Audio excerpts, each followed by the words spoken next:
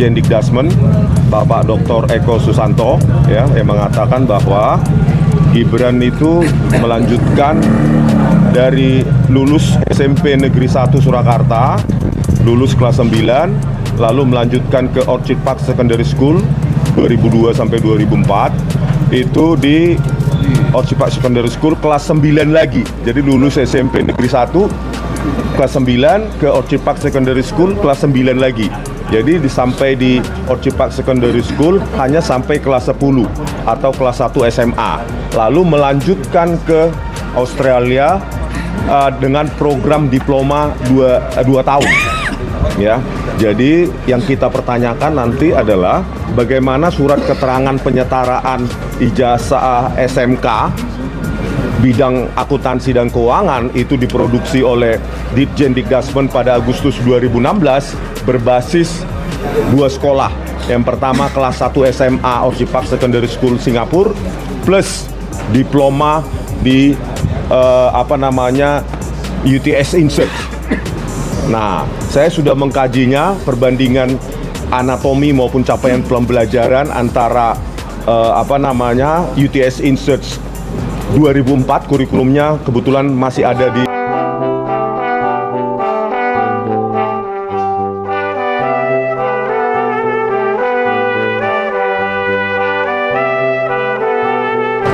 kita sangat menyayangkan ketidakhadiran terutama yang sidang kedua tadi di mana pihak Kemdikdasmen tidak hadir dan jawabannya tadi tidak ada jawaban. Ada surat, ada kesibukan, mereka minta setelah 1 Desember.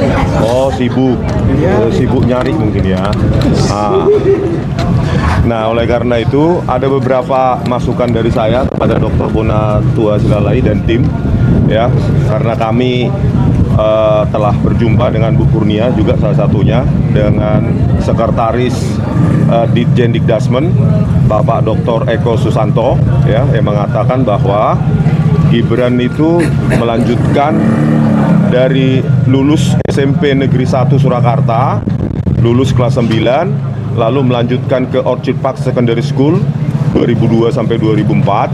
Itu di Orchid Park Secondary School kelas 9 lagi. Jadi lulus SMP Negeri 1 kelas 9 ke Orchid Park Secondary School kelas 9 lagi.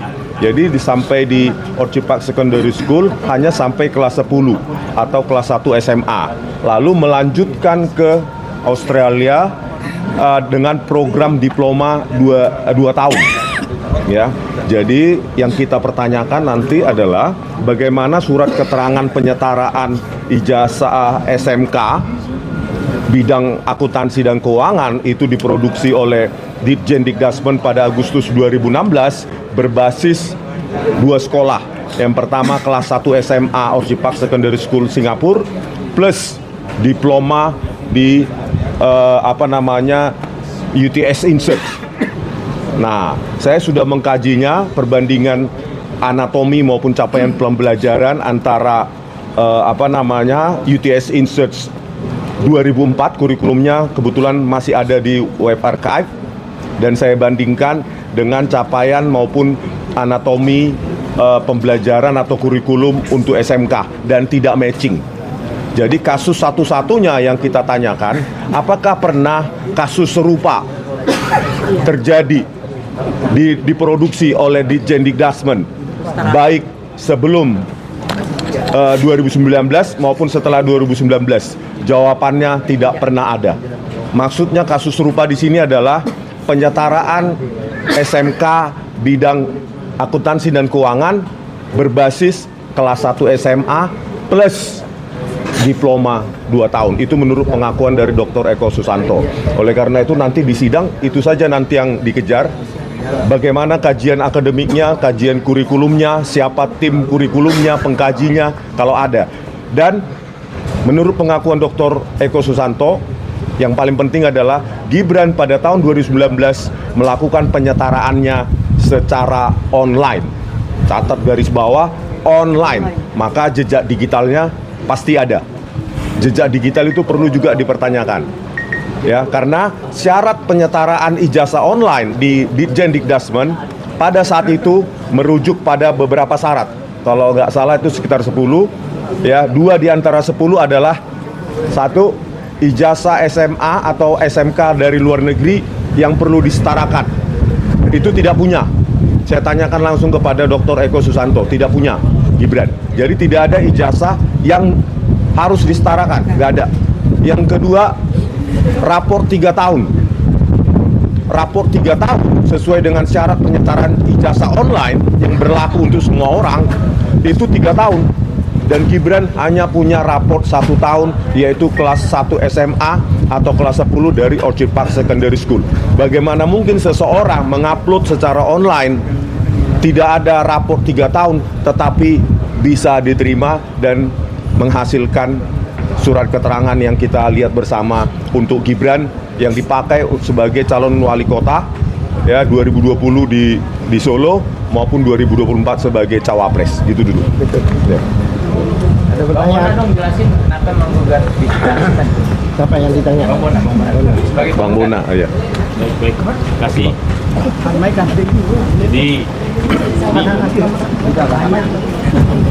Jadi memang apa ya?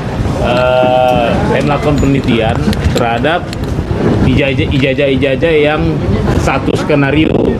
Jadi dalam hal ini saya juga meneliti karena ini satu alur yang sama dengan wapres kita, makanya saya kembangkan penelitian saya untuk meminta salinan dari UTS Insert ya, beliau yang di Kementerian Dasar dan Menengah.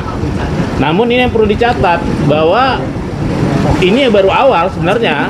Kenapa? Karena ini seperti hal ini terjadi penjagalan kebijakan.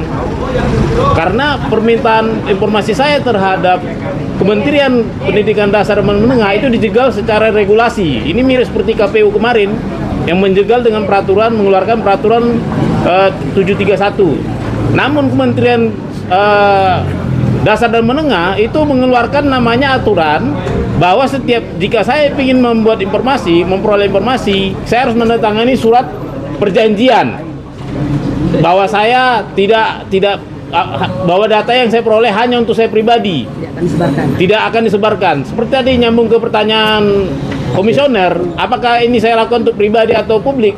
Maka saya tegaskan bahwa ini untuk publik. Makanya saya menolak untuk berjanji secara pribadi ke PPID Kemendasmen. Saya tidak ingin melihat data itu sendiri. Saya ingin publik yang menyaksikan. Makanya saya di sini melakukan gugatan untuk memastikan bahwa gerbang pintu yang menghalangi yang dibuat oleh Kementerian Dasar dan Menengah itu dibuka oleh KIP. Seperti itu, Pak. Pak, tapi boleh terkait dengan tidak hadirnya Tidak ada apa? tidak hadirnya Kemendasmen sebagai tergugat. Oh, Kementerian. tidak datang ini? Ya. Iya. Jadi begini, hakim tadi menyatakan bahwa sidang ini tetap sidang. Dianggap itu adalah sidang pertama. Jadi bukan diabaikan. Biasanya kalau tidak datang beberapa kali langsung diputuskan. Itu sudah umum di persidangan-persidangan itu. Nah, karena sudah dipanggil secara layak dan sebagainya. Tetapi kami tadi disuruh membaca surat, memang ada minta penundaan karena kesibukan kementerian menurut surat itu mereka akan bersedia setelah 1 Desember di reschedule. Kurang berapa hari lagi ya? Ya minggu depan sama aja. Iya, itu. Oleh sebab itu ya kami serahkan pada hakim. Oh ya, satu hal lagi yang masalah KPU tadi, ada agak ribut juga dalam penugasan surat kuasa terhadap yang ditugaskan tadi. Nah itu nggak jelas kepala bidang, kepala bagian. Secara ketentuan ya kan atasan KPID ya, PPID, atasan PPID itu kan biasanya kita ngajukan PPID, kemudian kalau ada jawaban kita keberatan ke atasan itu harus ada posisi yang tertinggi di dalam lembaga itu. Jadi bukan kepala bagian dan sebagainya, minimal sekjen. Makanya oleh sebab itu minggu depan mereka harus menunjukkan mereka katakan tadi sebelumnya ya, mereka tadi katakan bahwa menurut peraturan KPU bahwa penunjukan atasan KPU itu adalah sesuai penunjukan ketentuan KPU. Ini sudah eksternal, tidak tunduk pada ketentuan KPU. Jadi ketentuan persidangan KIP. Oleh sebab itu yang disebut atasan KIP itu, atasan PPID itu adalah posisi tertinggi di satu lembaga, minimal sekjen, ya kan? Kalau di kementerian, begitu pula di KPU. Jadi nggak bisa kepala bidang, kepala bagian memberikan kuasa.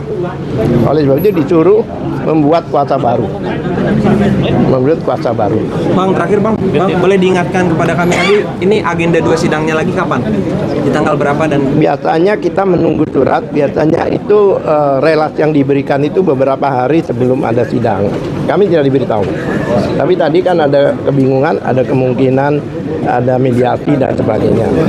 Dan tadi kan tahu kami tadi itu, udahlah tunjukkan aja. Karena selama ini di umum sudah ada lengkap. Anda menyembunyikan sesuatu yang sudah diketahui oleh umum. Apa manfaatnya gitu loh? Ya kan, sampaikan aja pada kami apa adanya, data primernya, karena beliau ini membutuhkan untuk kepentingan penelitiannya, jurnal dan sebagainya, gitu. Karena apa ya? Legal standing beliau ini karena peneliti internasional, Scopus ya. Peneliti Scopus. Ya, Pak. Itu untuk Lain. Ini saya mengikuti tadi, saya lupa pertanyaan yang oleh ketua majelis itu berangkat tapi ada satu itu malah mendukung pertanyaan tadi seperti kita bisa jawab tadi. Itu alasannya apa? ya. Yang ada diatur undang-undang itu. Oh. Akhirnya dibilang itu berdasarkan undang-undang di bawah. Iya. Gitu. Jadi gini, Lengkap. jangan mungkin sebenarnya komisioner itu memastikan sudah pasti kita bicara undang-undang keterbukaan informasi publik. Surat saya kan dalam rangka keterbukaan informasi publik. Artinya kalau saya memang hanya memohon saya bisa bisa terkait undang-undang informasi publik bisa dihilangkan.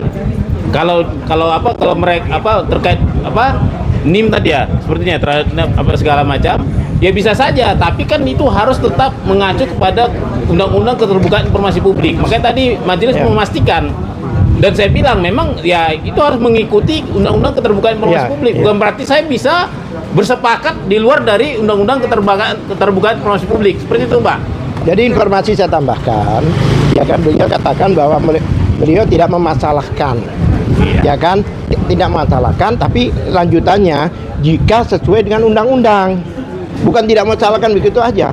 Kalau memang itu dianggap tertutup atau dikecualikan oleh undang-undang atau oleh ketentuan, maka oleh beliau tidak dimasalahkan, itu maksudnya gitu loh. Ya. Selesai klarifikasi. Bagus. Selesai.